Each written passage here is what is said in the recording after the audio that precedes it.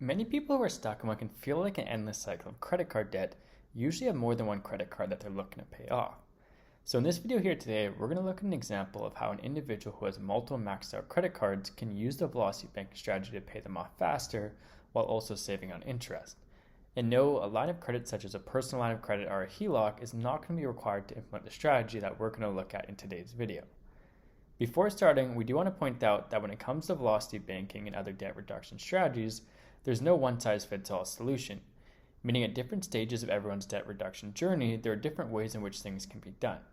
In this video, we'll do our best to point out these different options and the pros and cons that each of them have to offer. And lastly, before looking at our example, we do want to call out that a lot of videos have been made on YouTube with titles such as Pay Off Multiple Maxed Out Credit Cards While Having Zero Cash Flow.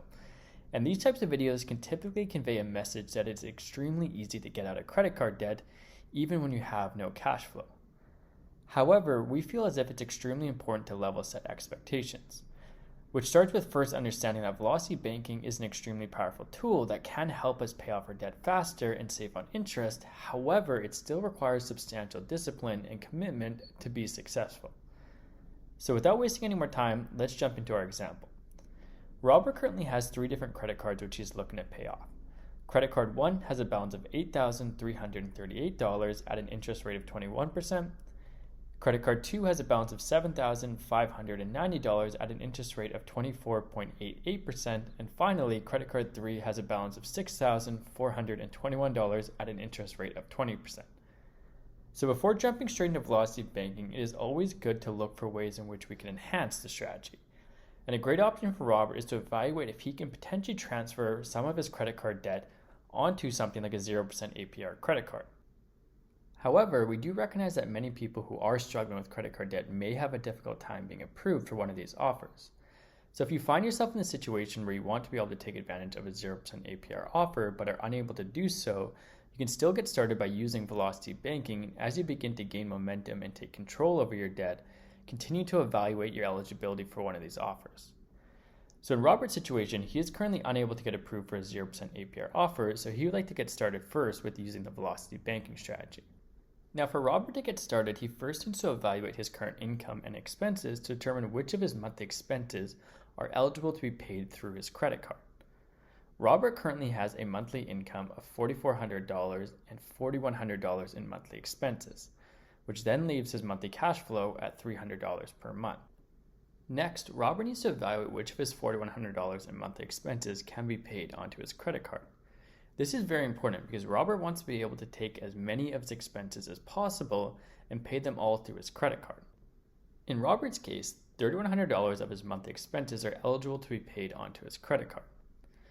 Now, since Robert has multiple credit cards that he needs to pay off, he has a decision to make.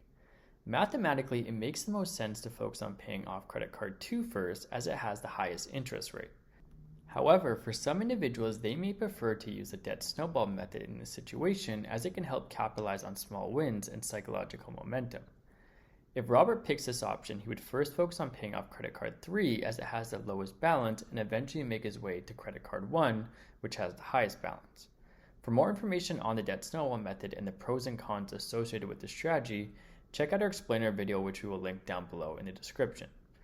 Since Robert is looking to maximize his savings and does not see as much value in the psychological aspects that the debt snowball method has to offer, he's going to first focus on paying off credit card 2 because again, this is the card that carries the highest interest rate. Although Robert is going to be focused on paying off credit card 2 first, he of course will still need to satisfy the minimum payment on the other 2 credit cards. His minimum payment on his 3 credit cards goes as following. Card 1 has a minimum payment of $200 a month, Card 2 has a minimum payment of $175, and finally Card 3, $100 per month. So now taking a step back, we previously identified that Robert has $3,100 in monthly expenses that can be allocated to his credit card.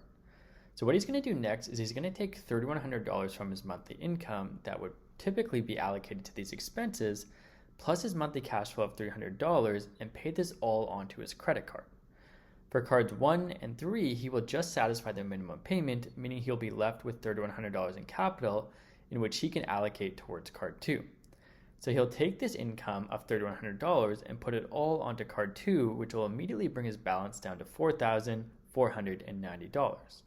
But of course, Robert will still then have $3,100 in monthly expenses, which he will need to pay throughout the month. So as these expenses come due throughout the month, Robert will pay them all onto credit card 2, resulting in his balance gradually increasing back up to $7,590 at the end of month 1. So you're probably wondering, what was the point of all of this if Robert ended up with the exact same balance on card 2 as where he started? Well, that is not entirely true, and that is because since all of Robert's expenses will not be coming out at the same time, this will mean he'll be able to achieve a lower average daily balance on credit card 2, which in turn will result in a lower interest charge. See, what the bank is doing when they charge us our interest on our credit cards is they're looking at the average balance on each day that is included in a certain payment cycle. So what they'll do is they'll add up each of these balances, divide it by the number of days in that payment cycle, and that will be the metric that they'll use to help calculate the interest owed. But since Robert will immediately put all of his income onto his credit card, he'll immediately start with a much lower balance, and then he can gradually increase that balance back up as all of his expenses come due, which in turn will of course result in a lower average daily balance. So rather than paying interest on a balance of $7,590, which at an interest rate of 24.88% would carry a charge of $157.37, his average daily balance for the month will be brought down to $5,490, which at the same interest rate will carry a charge of $113.83, resulting in a month-one savings of $43.54. As well, since Robert is now making an additional $3,100 in monthly purchases on his credit card, he will likely be able to take advantage of some sort of cash back reward or different types of points.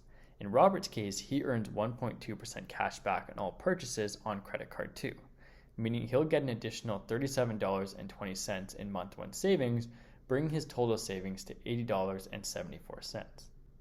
Although these savings can seem minimal in comparison to the overall size of Robert's debt, it's important to keep in mind that Robert has achieved these without having to be approved for any other financial product. All he has done is make a slight adjustment in the way he pays his monthly expenses.